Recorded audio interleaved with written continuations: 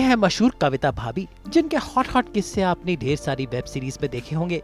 लेकिन real life में कविता भाभी का किरदार निभाने वाली कविता राधेश्याम आखिर रियल लाइफ में कैसी हैं? कैसे वो आम आदमी की जीवन जीती हैं, लेकिन किरदारों के लिए बन जाती हैं हॉट, हैपनिंग और सेक्सी कविता भाभी। तो भाभी के इस चेहरे के पीछे छुपा है कविता का व्यक्तित्व, जो जानने की कोशिश की हम लोगों ने। भाई हम जब उन कविता के घर पहुंचे तो उन्होंने हमारे लिए बनाई है हमें एक खास बिरयानी, और इस बिरयानी पर हुई ढेर सारी कविता राधेश्याम के बारे में चर्चा।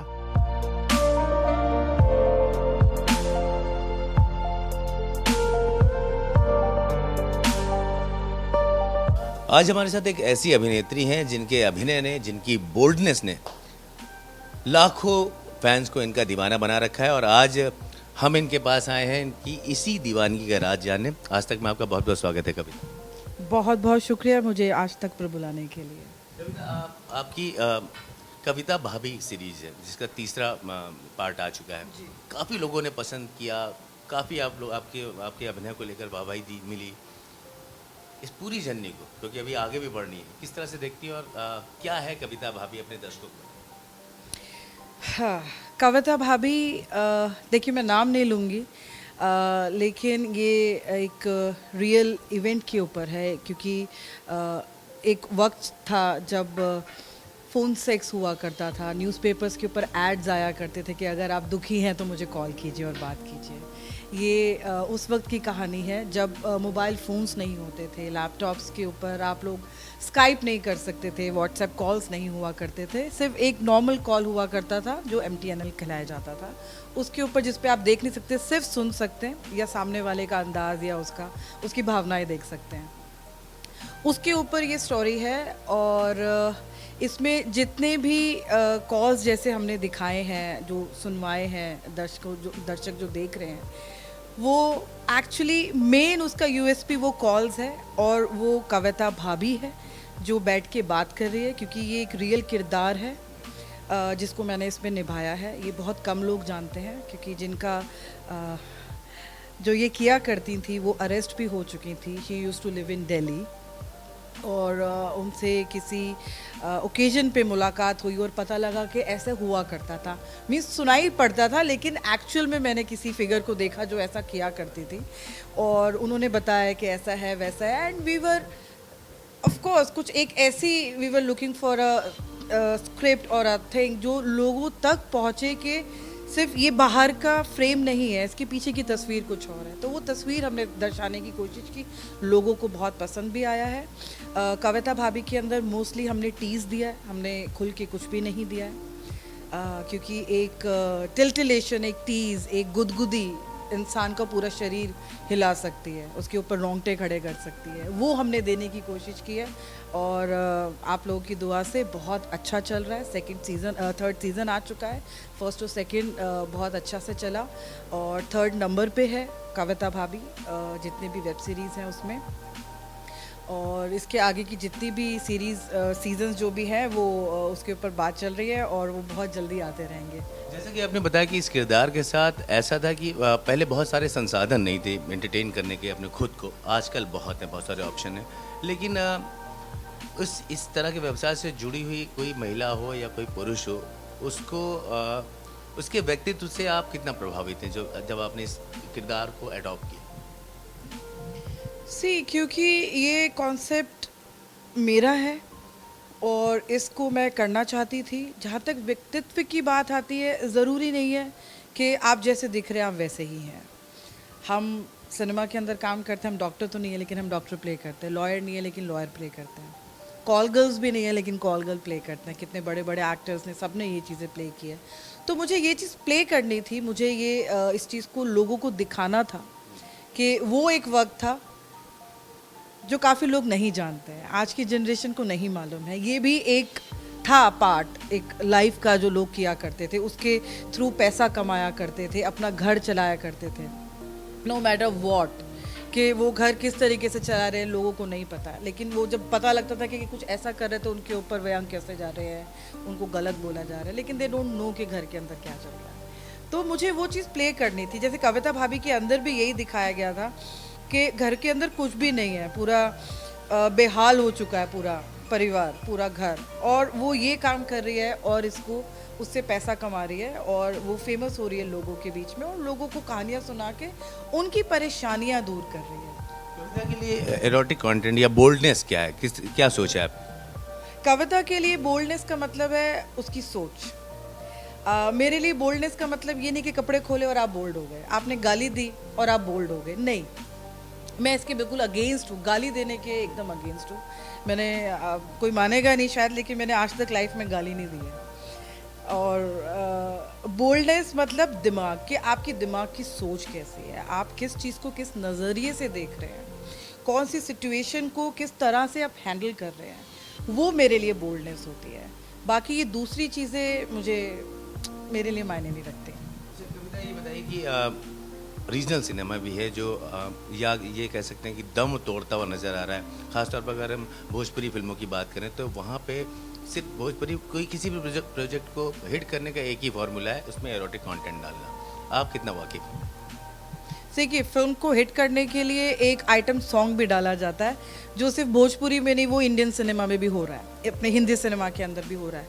हाँ, लेकिन रीजनल की जहाँ पे बात आती है, रीजनल के अंदर भोजपुरी भी आता है, आपका साउथ सिनेमा भी आता है, मराठी सिनेमा भी आता है, और अपना हिंदी सिनेमा तो है ही है ऑफ कोर्स, क्योंकि हिंदी लैंग्वेज है, इवन इट्स रीजनल सिनेमा। तो इस चीज़ को भोजपुरी सिनेमा को और ज़्यादा उठने की ज़रूरत है, मुझे ऐसा लगता है, क्योंकि ऐसा नहीं है कि हम लोग जो स्क्रीन पे देख रहे हैं बड़े बड़े चेहरे से, इन्हीं को मालूम है कि एक्टिंग कैसी है। नहीं, भोजपुरी सिनेमा को भी मालूम है, वहाँ की लड़कियाँ भी अच्छे से ठुमके लगा सकती हैं और बहुत अच्छा एक आइटम सॉन्ग या अपनी एक्टिंग दिखा सकती हैं। इस चीज़ को उठाने के लिए ऑब्वियस है,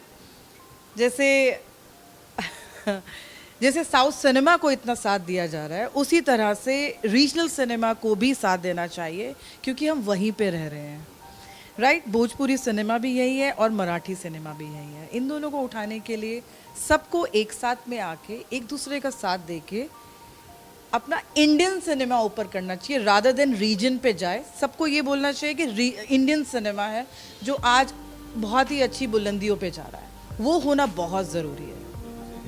बहुत सारे लोग हैं, बहुत सारे व्यक्ति विशेष हैं जिन्होंने बॉलीवुड और हिंदी सिनेमा में बड़ा नाम किया है।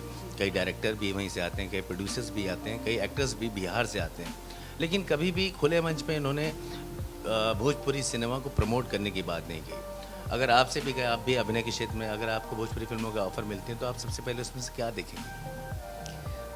जैसे कि मैं सारे स्क्रिप्ट्स देखती हूँ, अगर मुझे भोजपुरी सिनेमा का ऑफर होगा, देखिए मैं एक ग्रीडी एक्ट्रेस हूँ, मुझे लालच है, तो मुझे हर अगर लैंग्वेज में मुझे काम मिलेगा करने के लिए मैं ज़रूर करूँगी, दो I don't know the language of them. लेकिन ऑब्वियस एक तरीका रहता है आपको परफॉर्म करने के, रोमन में दिया जाता है और आप कर देते हैं। अगर मुझे भोजपुरी सिनेमा में मिलता है काम करने के लिए तो स्क्रिप्ट देखूंगी ऑफ कोर्स, किसके साथ मैं काम कर रही हूँ, वो लोग जेन्युइन हैं कि नहीं। मेरे लिए बजट उतना मैटर नहीं करता कि आप मुझे कितना दे रहे हैं या आपकी फिल्म का कितना बजट है। चीज़ अच्छी होनी चाहिए, स्क्रिप्ट अच्छी होनी चाहिए, लोग अच्छे होने चाहिए, and I am on for it, I am game. मैं बिल्कुल करूँगी भोजपुरी सिनेमा अगर मुझे ऑफर होता है तो। भोजपुरी सिनेमा के ऐसे कौन से सुपरस्टार जिनको आप जानती हैं और अगर कभी मौका मिले तो उनके साथ काम करना चाहेंगे? मुझे एक तो मिस्टर किशन बहुत पसंद है। पता नहीं उनका एक बोलने का तरीका है, एक ना एक बहुत ही प्यारा, एक अल्लड़ सा, एंड जैसे बोलते हैं ना फ्लुएंट बोलना, तो उनकी एक्टिंग में वो फ्लुएंसी है जो मज़ा आ जाता है देख के। और एक्ट्रेस में आई थिंक जितना मैंने कभी सुना है या देखा है, तो मैंने आई थिंक रिंकू घोष जी को देखा है, और उनकी वो बड़ी आंखें और उनका वो एक्सप्रेशन देना and her dance and everything, and Sambhavna also. I have seen 1 or 2 songs of जिसमें उन्होंने आइटम सॉन्ग प्ले किया है, तो अमेजिंग, मज़ा आता है देखने में। ऐसी बात नहीं है कि आपको समझ नहीं आती, कुछ एक वर्ड्स हैं जो हमें रीजन दूसरे भी उसके समझ नहीं आते हैं, लेकिन भोजपुरी देखने में भी उतना ही मज़ा आता है जितना हिंदी सिनेमा देखने में मज़ा आता है। एक आर्टिस्ट के लिए सिनेमा होता है। अब देखिए काजल राघवानी हैं, वो पहले गुजराती फिल्में करती थी और आज भोजपुरी फिल्मों की सुपरस्टार बन गई है। तो लैंग्वेज, मुझे लगता है कि एक अभिनय के क्षेत्र में लैंग्वेज कभी बैरियर नहीं होता। नहीं, कभी भी नहीं होता। आप प्रियंका को देखिए, आज वो हॉलीवुड के ऊपर राज कर रही है। हम हमेशा हिंदी बोलते हैं यहाँ पे, कभी कभार ज़रूरत पड़ी तो इंग्लिश बोली, लेकिन now she is working in Hollywood cinema. और हमारे बिहार से ही आते हैं हमारे जो डायरेक्टर प्रोड्यूसर हैं, क्या नाम है इनका, प्रकाश झा जी। वो आते हैं, उन्होंने फिल्म्स हिंदी में बनाई है लेकिन आज तक भोजपुरी में नहीं बनाई। आई थिंक भोजपुरी जो लोग होंगे भोजपुर के, वो थोड़ा सा नाराज़ हो सकते हैं, मुझे ऐसा लगता है, क्योंकि मैं चाहती हूँ कि जितना आप एफर्ट यहाँ पे दे रहे हैं, एक सिनेमा वहाँ पे भी बनना चाहिए ताकि इनके एफर्ट से भोजपुरी सिनेमा और ऊपर उठे।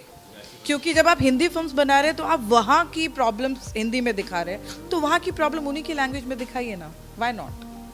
जैसे कि आपके भी प्रोजेक्ट में देखते हैं, उसमें कंटेंट बहुत क्रिस्पी होता है, और ये बोला जा सकता है कि जिस तरह से कविता से हमें एक्टिंग चाहिए वो एक्टिंग मिल जाती है उनके फैंस को।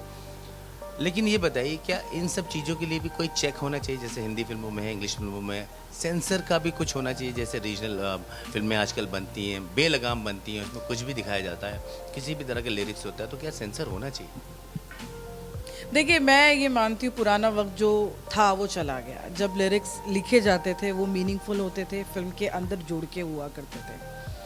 हाँ, अगर फिल्म के लिए सेंसर है तो मेरे हिसाब से लिरिक्स के लिए भी सेंसर होना चाहिए, कुछ मीनिंगफुल होना चाहिए। क्योंकि अगर आप शराब के ऊपर गाना बनाएं या किसी लड़की को ऑब्जेक्टिफाई करते हुए आप गाना बना रहे हैं, वो छोटे बच्चे भी गाएंगे क्योंकि उनको तर्ज बहुत प्यारा लगता है, तो वो गाना स्टार्ट कर देते हैं और उसके ऊपर डांस भी करना स्टार्ट कर देते हैं। जो काफ़ी जो पेरेंट्स हैं उसके ऊपर ऑब्जेक्ट भी करते हैं, बट बच्चों का ये बोलना है क्योंकि दिख रहा है तो हम कर रहे हैं और हम लोग गा भी रहे हैं। हाँ, लिरिक्स के ऊपर भी सेंसर आना चाहिए और हमें सेंसर के दायरे में ही हर एक चीज़ बनानी चाहिए, चाहे वो सिनेमा हो, चाहे वो टीवी इंडस्ट्री हो, चाहे वो ओटीटी इंडस्ट्री क्यों ना हो। हर एक चीज़ के ऊपर सेंसर होना चाहिए क्योंकि दिस इज़ आवर रिस्पॉन्सिबिलिटी। क्योंकि हम लोग जो दिखा रहे हैं, क्योंकि हमें देखा जा रहा है, क्योंकि हम स्क्रीन पे दिख रहे हैं तो हमें एक अलग चेहरा दिख जाते हैं लोगों को। उनको लगता है कि अरे यार ये बस स्क्रीन पे आते हैं, अदरवाइज इनकी लाइफ क्या, वी डोंट केयर। पर ये स्क्रीन पे जो आ रहे हैं, जो हमें बता रहे हैं, जो हमें सिखा रहे हैं, हम वही सीखेंगे क्योंकि वो आइडल्स बनाना स्टार्ट कर देते हैं। तो सेंसर होना बहुत ज़्यादा ज़रूरी है और उसके ऊपर गाइडलाइंस आ भी चुकी है। फाइनली वो आनी चाहिए थी, बहुत वक्त से वेट हो रहा था और अभी बस धीरे धीरे करके I am very much sure जो लोग बहुत खुलेआम चीज़ें दिखा रहे थे, अब वो शायद कहीं पर डर के बैठ गए हैं, डुबच के बैठ गए हैं। लेकिन अभी वो सेंसर के दायरे में बना पाएंगे तभी उनकी चीज़ें रिलीज़ हो सकती हैं, अदरवाइज नहीं। भूल गए फिल्म मेकर्स की फिल्में समाज का आईना होती हैं, और अभी आईना गंदा है या चेहरा गंदा है, इसी पे डिस्कशन चल। आईना तोड़ नहीं पा रहे हैं लोग। अगर वो टूट जाएगा ना तो इनको सच्चाई दिख जाएगी, इसलिए वो करते नहीं हैं। इसलिए ये हमारी रिस्पॉन्सिबिलिटी है कि हम आगे की जनरेशन्स को क्या दे रहे हैं, उनको क्या समझा रहे हैं, क्या दिखा रहे हैं, वो होना बहुत ज़्यादा ज़रूरी है। हमें अपनी रिस्पॉन्सिबिलिटीज़ पता करनी बहुत ज़रूरी है। ये नहीं कि पैसा आया और कुछ भी बना दिया, कोई भी एक्टर रेडी कर लिया, कुछ भी नहीं है। आपको एक सेंसिबल स्क्रिप्ट दिखानी चाहिए, सेंसिबल एक्टर्स देने चाहिए जो उस स्क्रिप्ट को अच्छे से परफॉर्म कर सके और उसके अंदर कोई मॉरल हो, उससे ज़्यादा मज़ा आता है, अदरवाइज़ नहीं। आपसे बात करने के लिए बहुत बहुत शुक्रिया कविता। हम चाहते हैं कि आपके नए प्रोजेक्ट्स यूँ ही आते रहे और आपकी फ़ैन फॉलोइंग यूँ ही बढ़ती रहे। Thank you so much Anurag, thank you so much.